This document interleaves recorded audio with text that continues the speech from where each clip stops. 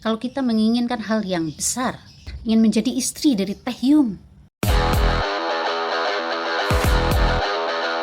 kemungkinannya ada, tapi sangat kecil. Karena apa? Taehyung memiliki getaran atau frekuensi yang sangat besar. Apalah kita ini, yang belum tentu frekuensinya bisa setinggi dia. Atau kita menginginkan mobil yang sangat tren dan viral saat ini.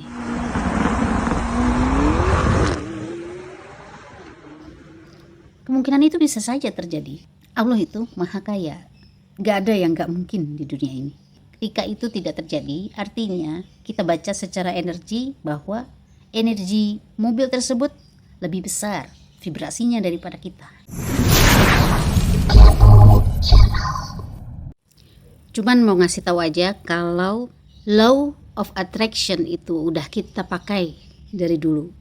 Proses pembuatan sistem ini sudah kita alami sejak kita di dalam kandungan. Dan kita pakai sistem ini sampai sekarang. Mau nganggap itu halu, mau percaya, mau enggak. Tapi law of attraction ini sudah berjalan tanpa perlu persetujuan kita. Udah banyak kejadian, keajaiban yang kita alami di dalam hidup ini karena sistem ini. Hari ini saya pengen makan tahu. Gak lama ada kakak saya datang bawain tahu. Atau kita tiba-tiba ingat sama seseorang. Gak lama dia nelpon. Kalau enggak, gak lama ada kabar dari dia kalau dia sakit. Atau saya lagi butuh HP nih untuk kerjaan saya. Gak lama, gimana pun caranya, HP itu udah ada di tangan kita. Itu sebenarnya adalah hasil dari sistem law of attraction ini. Tapi karena kitanya nggak ngeh kalau itu adalah hasil dari law of attraction, kita nganggapnya itu kebetulan. Padahal nggak ada yang kebetulan di dunia ini. Para peneliti, para ilmuwan kemudian meneliti sistem ini, lalu membuat rumusan sehingga menjadi terlihat seperti sebuah ilmu baru. Kenapa kita harus belajar law of attraction atau LOA? Satu orang yang bisa bernyanyi dengan otodidak akan beda hasilnya dengan seseorang yang bisa bernyanyi melalui bimbingan. Seseorang yang bisa jahit secara otodidak akan berbeda hasilnya dengan seseorang yang bisa menjahit melalui bimbingan. Seseorang yang pintar fotografinya secara otodidak akan berbeda hasilnya dengan orang yang bisa fotografi melalui bimbingan. Bedanya di mana? Di vibes-nya dan hasilnya.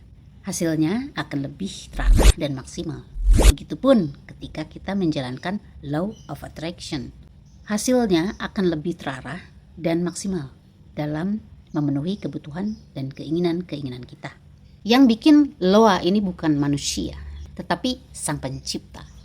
Untuk mengarungi kehidupan di alam semesta, kita dibekali seperangkat alat yang akan memudahkan kita untuk berselancar di alam semesta. Dan perangkat ini luar biasa canggih. Perangkat itu adalah otak dan jantung. Software dari otak dan jantung adalah pikiran dan perasaan. Pikiran dan perasaan ini adalah duo partner yang saling berkomunikasi dan terkoneksi. Yang termasuk di dalam pikiran antara lain ide, mindset, komentar, opini kita, pandangan-pandangan kita terhadap teman-teman kita atau keluarga kita atau terhadap diri sendiri. Yang termasuk di dalam perasaan antara lain sugesti positif atau negatif, emosi positif ataupun negatif, afirmasi positif ataupun negatif, kenangan-kenangan kita, nostalgia dan trauma-trauma. Pikiran sadar bekerja sebesar 5%. Dia melihat sebuah ide, dia menemukan sebuah ide, dia memikirkan ide tersebut, menimbang-nimbang, memikirkan kebenaran atau tidaknya, lalu memutuskan. Sebesar 5%. Jantung dikatakan memiliki otak karena di dalam jantung terdapat elemen-elemen otak dan 95% sisanya dikendalikan oleh pikiran bawah sadar. Di mana letak pikiran bawah sadar itu? Di dalam jantung. Maka itulah jantung dikatakan sebagai kolbu. Perannya sangat besar dan mengendalikan kehidupan kita. Di dalam kolbu ini, semua yang kita lihat, semua yang kita dengar, semua yang kita rasakan, semua yang kita alami, semua kebiasaan kita, semua tontonan kita, semua vibes yang kita rasakan dari sejak dalam kandungan sampai kita lahir sampai sekarang itu direkam dan disimpan di dalam pikiran bawah sadar atau kolbu. Otak mengeluarkan gelombang listrik yang memiliki beberapa jenis: gamma, beta, alfa, theta, delta. Kelima gelombang ini memiliki getaran dan fungsi yang berbeda-beda. Perasaan memancarkan gelombang magnetik, maka disebut gelombang elektromagnetik. Gelombang elektromagnetik ini memiliki range atau luas yang stabil. Dia membungkus manusia dan mengikuti pergerakan manusia kemanapun dia pergi.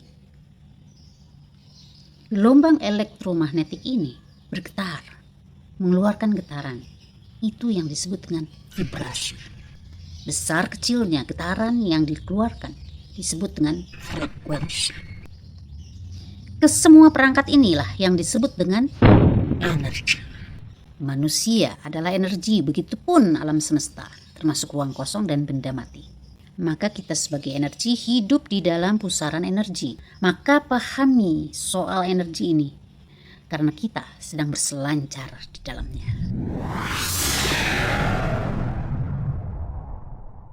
Energi ada yang besar, ada yang kecil. Energi ada yang positif, ada yang negatif. Energi bisa menular, bisa terproyeksikan. Energi bisa ditarik.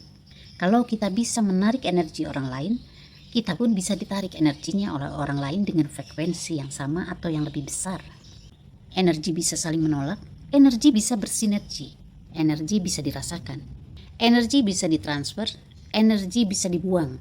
Kenapa kita bisa merasakan energi? Karena interaksinya didapat dari range gelombang elektromagnetik yang kita miliki. Interaksi itu didapat karena ada persinggungan atau sinergi ataupun tolak-menolak. Orang yang negatif otomatis akan mental kalau berhadapan dengan orang yang positif. Dia akan sebisa mungkin menghindar dari orang yang positif. Kita bisa bersinergi dengan energi apapun, termasuk dengan energi yang dihasilkan oleh benda mati. Contohnya adalah sinergi kita dengan rumah. Rumah bisa terlihat segar, kokoh, dan menyenangkan ketika dia terisi oleh para penghuninya. Terjadi sinergi antara benda mati dengan manusia. Tetapi ketika manusia itu pindah, rumah itu menjadi kosong, maka tidak ada lagi sinergi. Rumah itu bisa menjadi rusak dan hancur. Energi bisa menular. Itu sebabnya orang yang positif tinggal di lingkungan yang banyak negatifnya, maka ia akan terbawa negatif. Dan begitu sebaliknya. Itulah sebabnya kenapa kita harus memilih teman pergaulan. Karena itu menentukan akan menjadi apa kita. Akan menjadi positif atau negatif. Frekuensi dari sebuah energi bisa sangat besar. Mau itu positif ataupun negatif, tergantung dari keselarasan antara pikiran dan perasaan kita. Otomatis frekuensi energi kita rendah karena tidak adanya keselarasan antara pikiran dan perasaan. Di dalam sebuah penelitian, frekuensi seseorang itu menentukan dia sakit apa. Orang dengan frekuensi tertentu biasanya mengidap penyakit itu. Dan ketika dilakukan penelitian, orang-orang yang berfrekuensi sama-sama mengidap penyakit tersebut. Frekuensi tertentu juga bisa menentukan kita sedang berada di level emosi yang seperti apa. Apakah kita sedang galau, sedang terpuruk, sedang senang, sedang bahagia, dan seterusnya. Pikiran dan perasaan akan menimbulkan prasangka, dan prasangka itu akan membawa kesadaran emosi kita pada level tertentu. Ini ada bagannya dan linknya sudah saya sertakan untuk mempelajari lebih detail tentang level-level kesadaran emosi. Jadi kita bisa tahu kita itu berada di level frekuensi yang mana, apakah di force atau yang negatif, ataukah kita berada di level power atau positif. Orang yang peka biasanya bisa merasakan energi. Dia notice ketika ada energi yang terjadi di sekelilingnya. Energi A menarik energi B, ataupun ada seseorang yang sedang menarik energinya, dia notice. Nah, notice ini disebut dengan intuisi atau firasat. Kepekaan seseorang bisa dilatih melalui keheningan, melalui ibadah, melalui sebuah ujian hidup, melalui muhasabah atau introspeksi, melalui perenungan dan pengalaman-pengalaman hidupnya.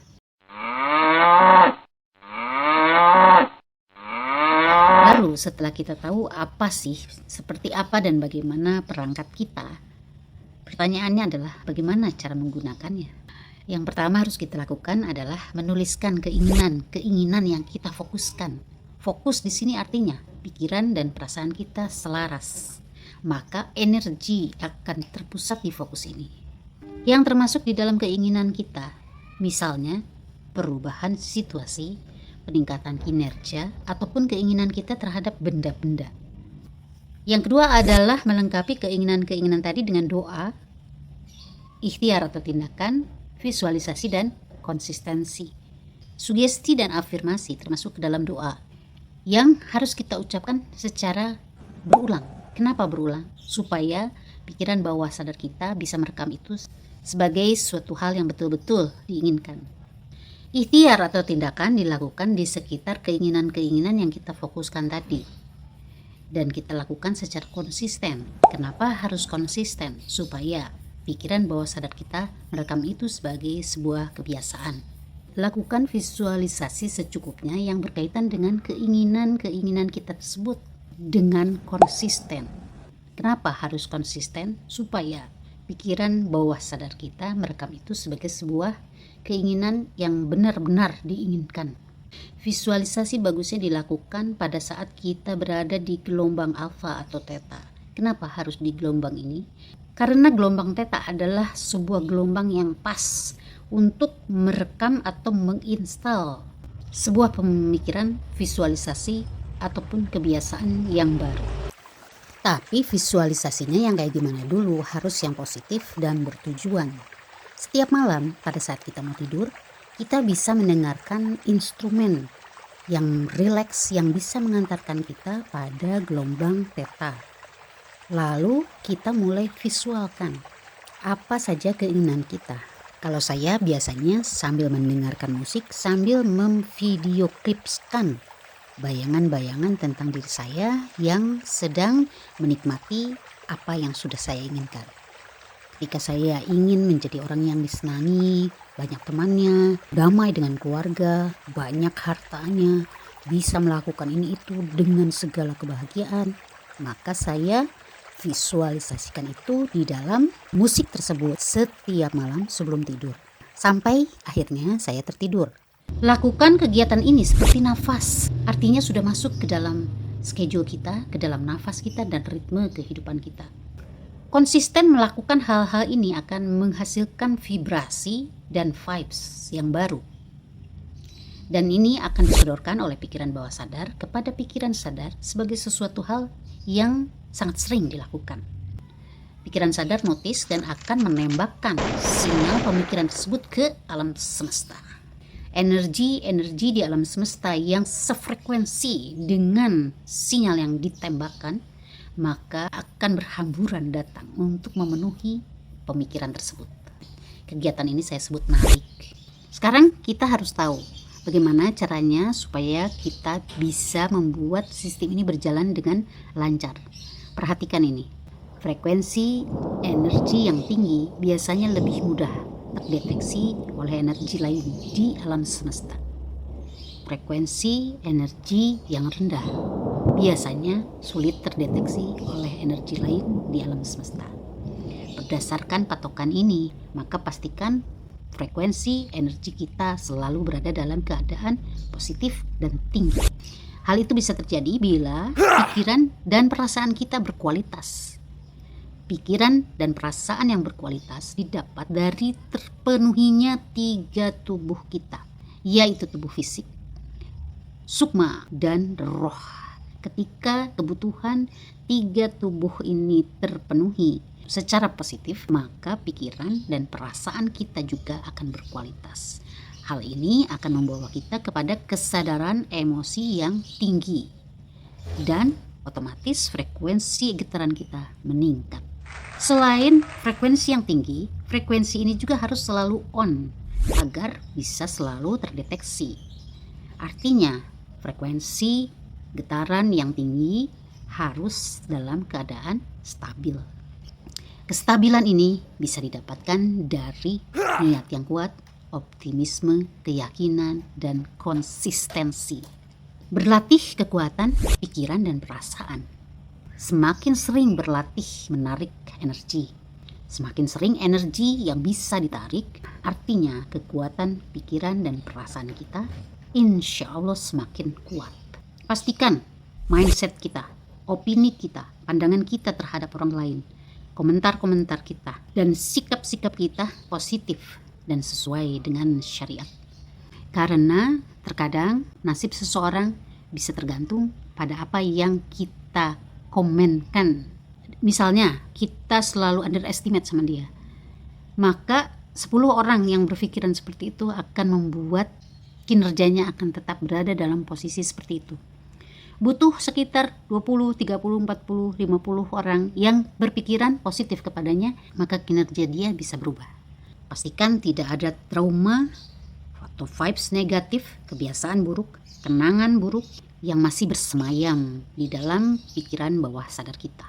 Karena disadari atau tidak, energi negatif yang masih bersemayam di pikiran bawah sadar kita bisa menarik energi serupa. Kita pernah terluka ditinggalkan oleh seorang lelaki yang brengsek, dan itu menimbulkan luka di dalam hati.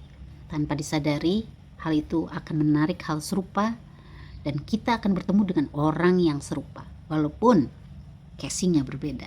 Maka kemudian terciptalah kata-kata semua laki-laki itu sama.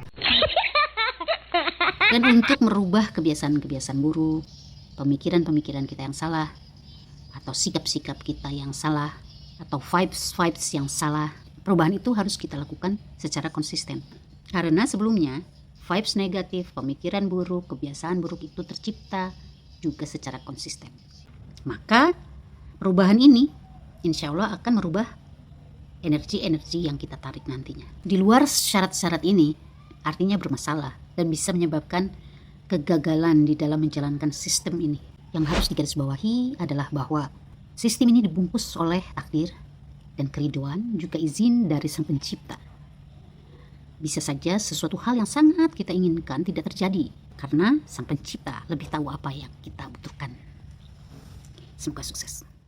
Kepo Channel.